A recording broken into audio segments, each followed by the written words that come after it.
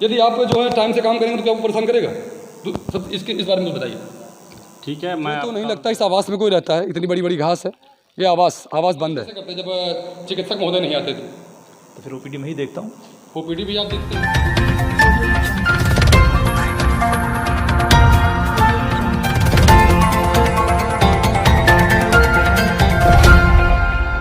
जैसा कि मैं आज आपको दिखा रहा हूँ, मैं हूँ प्राथमिक स्वास्थ्य केंद्र राजापुर सीवन।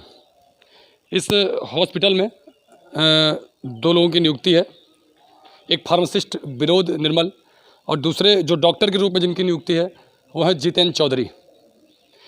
आपको बता दें, बीते कई दिनों से बात चल रही थी जितेंद्र चौधरी को लेके।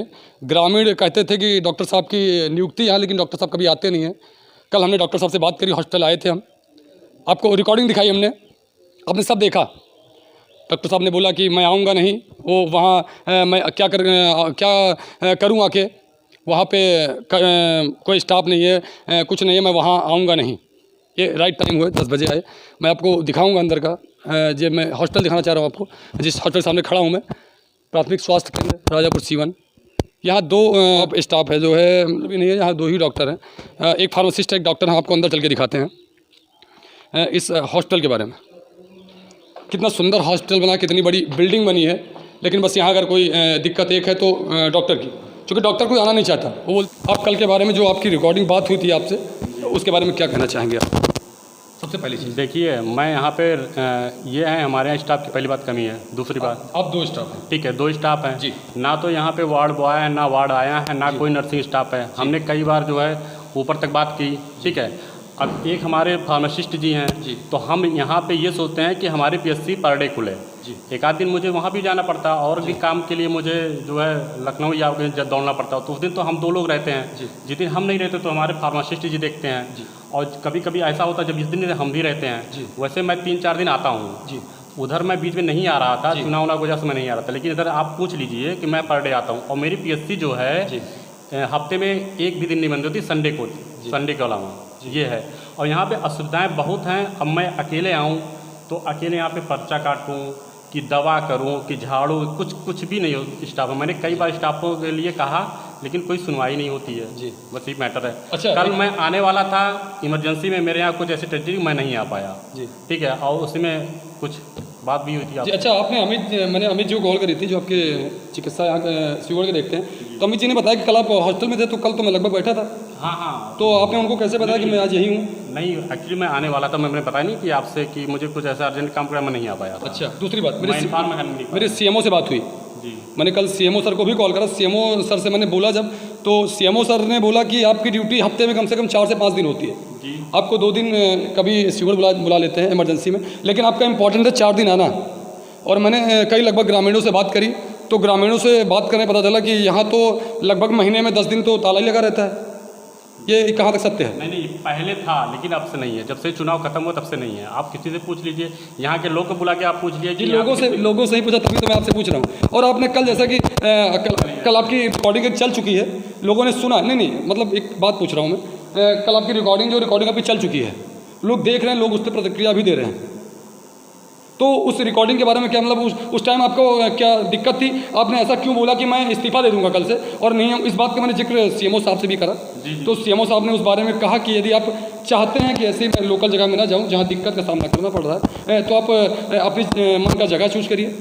आप बताइए कि हमें कहाँ ट्रांसफ़र किया जाए, ताकि मैं देखिए जी, जो भी कुछ करना है मैं आगे बात करूँगा, जो समस्याएँ समाधान होंगी जी। अगर मुझे असुविधा होगी तो मैं उसके लिए अपने अधिकारियों को सूचित करूंगा। क्योंकि कहीं ना कहीं दिक्कत यहाँ लोगों को, दिक्कत का सामना लोगों को करना पड़ता है। नहीं, आप ये मुझे बताइए 10-15 दिन से यहाँ पे किसी लोगों को सामना का क्या दिक्कत का सामना पड़ा? मेरी पीएचसी नहीं, ऐसे गलत है जी। 10-15 दिन से इधर से जब से चुनाव खत्म हुआ है जी, किसी भी पर्सन को कोई दिक्कत नहीं है। आप किसी को बुला के पूछ लीजिए कि अस्पताल कैसे नहीं खुल रहा है कि नहीं खुल रहा है। पर डे खुलता है संडे को छोड़ के। अब यहाँ तक मेला स्टार्ट है जी। अब हाँ, मेला 10 तारीख से, मेला 10 तारीख से मेला का स्टार्टिंग हो रही है, ठीक है। अब फिर इसके बाद 10 तारीख के बाद से जो शेड्यूल बनेगा वो आपको बता देंगे कैसे क्या रहेगा जी, ठीक है। और वैसे हम ये चाहते हैं कोई यहाँ के क्षेत्र वाले कोई असुविधा ना हो। जैसे कि आपने कहा, सुनने में भी आया, आपने बोला कि पत्रकार बड़ा परेशान करते हैं यहाँ पे। हमारे विनोद जी बैठे हुए हैं, फार्मासिस्ट हैं। मैं आपको नहीं जी, मैं बता रहा हूँ, आप इनको जानते हैं ना, विनोद जी को जानते हैं? फार्मासिस्ट एक बार दिखा दीजिएगा विनोद जी को। फार्मासिस्ट हैं, लगभग पिछले 6 साल से हैं। इससे पहले एक कमरे में दवा करते थे। कभी इनको किसी पत्रकार ने परेशान नहीं किया, इनसे कभी नहीं बोला कि आप गलत कर रहे हैं। यदि आप आएंगे तो आपको कौन परेशान करेगा बताइए हमको। एक छोटी सी पहल, यदि आप जो है टाइम से काम करेंगे तो क्या आपको परेशान करेगा? सब इसके इस बारे में बताइए। ठीक है, मैं आप कल अभी मिलूंगा अपने अधिकारियों से, मैं आपको बताऊंगा। That's okay. अच्छा, देखिए सीएमओ साहब, कल मैंने आपसे बात करी थी और सबसे बड़ी चीज़ जो हमारे चिकित्सा मंत्री हैं ब्रजेश पाठक जी, संज्ञान में लीजिए आप इस बात को। हॉस्पिटल खुलवाने से कुछ होता नहीं है, आपने खुलवा दिया। ट्रामा सेंटर की विजिट करी, अरे क्या होता है इतने बड़े हॉस्पिटल में जाने से? आज गए, वहाँ 500 का स्टाफ है। अरे क्या कर रहे हैं आप पैदल गए, लखनऊ से निकले, बगल में हॉस्पिटल है 2 कदम पे, चले गए। अरे ध्यान दीजिए ना, जो गांव में हॉस्पिटल हैं कौन ध्यान देगा इनको? इतने कमरे बने हैं। अपने कैमरामैन से बोलूँगा कमरे दिखाएं एक बार। इंजेक्शन रूम, इम्यूनाइजेशन रूम, उसके बाद जो रूम बना है कोल्ड चेन रूम, ताला बंद है इनमें। मैं बोलूँगा कैमरामैन से दिखाएं एक बार, ताला बंद है इनमें। पैथोलॉजी कक्ष, जो कमरे बने हैं कौन मैनेज करेगा इनको? अरे आप ही मैनेज करेंगे ना, जब तक आप स्टाफ नहीं देंगे कैसे काम चलेगा इनमें? अरे तो करवाइए ना भाई मैनेज, काहे नहीं मैनेज करवाएंगे आप? गांव में हॉस्पिटल खुलवा देने से कुछ होता नहीं है, ये आपको भी पता है चिकित्सा मंत्री महोदय। संज्ञान में लीजिए आप इस बात को। इतना बड़ा हॉस्पिटल बना है, करोड़ों की लागत लगी है इस हॉस्पिटल में। लोग जो यहाँ के हैं सोचते हैं कि हॉस्पिटल खुल गया है तो यहाँ कुछ अच्छा होगा, मेरा यहाँ कुछ भला होगा। कौन इसके जिम्मेदारी कौन लेगा? कौन लेगा इसकी जिम्मेदारी? आप ही लेंगे इस बात को संज्ञान में, आप ही लेंगे, कोई दूसरा इस बात को संज्ञान में नहीं लेगा। तो ध्यान दीजिए ना मंत्री जी, घूमने से 4 पहिया से कुछ होता नहीं है, बड़े बड़े लोगों से मिलने से कुछ नहीं होता है। धरातल पे उतरिए, गांव के प्राथमिक जो केंद्र हैं उनमें आप जाइए, पहुंचिए उनमें कभी ना कभी, जानकारी करिए, सीएमओ को फ़ोन करिए, जानकारी करिए ना मंत्री जी। मेरी एक रिक्वेस्ट है, मेरी गुजारिश है, ऐसे तो शायद ग्रामीण कभी खुश नहीं होंगे, मैं एक रिपोर्टर होने के नाते फिर आपसे एक बार रिक्वेस्ट करता हूँ कि ध्यान दीजिए ऐसे अस्पतालों का, क्योंकि ये अस्पताल जो हैं बहुत ही सुनसान जगह हैं।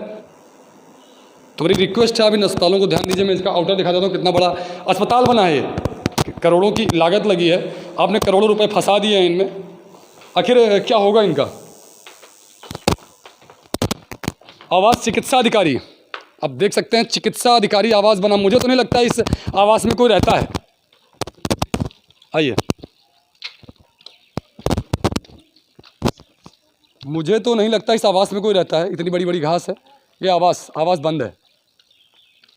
आवास टाइप 1, आवास टाइप 2, इतनी बड़ी बड़ी बिल्डिंगें जो बनवाई है आपने, इसमें कोई रहता नहीं है, सब गायब रहते हैं। ये देखिए इतनी बड़ी बिल्डिंग बनवा दी। आइए देखते हैं। आइए मैं बात करता हूँ फार्मासिस्ट विनोद जी से भी, 2-2 चलो। आइए एक बार फार्मासिस्ट विनोद जी से भी 2-2 बात कर लेते हैं। विनोद जी स्वागत है आपका। आप जो मैंने भी इतनी बातें करी, इस विषय में क्या कहेंगे आप? देखिए, दिक्कतें तो यहाँ पे हैं शुरू से ही, 6 साल से कोई पोस्टिंग नहीं है, सिर्फ मैं था। बीच में चिकित्सा अधिकारी की पोस्टिंग होती है, फिर ट्रांसफ़र हो जाता है, किसी का प्रमोशन हो जाता है, कोई पीएमएस में आ जाता है, संविदा पे हुई, तो बाकी दिक्कतें तो हैं। आपकी पोस्ट में क्या है? मेरी पोस्ट जी मैं फार्मासिस्ट हूँ। फार्मासिस्ट हैं आप? जी। तो आप एक फार्मासिस्ट हैं, चिकित्सक वो हैं जी। तो मैनेज कैसे करते हैं जब चिकित्सक महोदय नहीं आते? तो फिर ओपीडी में ही देखता हूँ, ओपीडी भी आप देखते हैं, और बाकी सब और दवा कौन देता है फिर उस दिन? रिकॉर्ड ये सब भी अकेले मुझे ही मैनेज करना पड़ता है। अकेले आप ही मैनेज कैसे मैनेज करते हैं इतना? और अब पूछिए मत, इसके लिए तो एक साफ सफाई के लिए एक लड़का रखा हुआ है, बस हम ही 2 लोग जो है मैनेज करते हैं। अच्छा, देखिए आप भी देख रहे हैं, मैं ऐसे केस आपको दिखाता रहूँगा, क्योंकि हम जो चाह रहे हैं कि जो हॉस्पिटल बनाए गए इनमें कुछ अच्छा कार्य हो और लोग आएँ, जब लोग आएँ तो उनका कार्य हो। मैं दिखाता रहूँगा ऐसी चीज़ें आपको, बस आप बने रहिए हमारे साथ, बदलूरी टीवी के साथ, जुड़े रहिए आप इसके साथ, कहीं जाइएगा मत। अगला कहीं जो हमारा कदम उठेगा उसके साथ आपको फिर से मिलते हैं हम दूसरे वीडियो में। तब तक के लिए धन्यवाद। जय हिंद।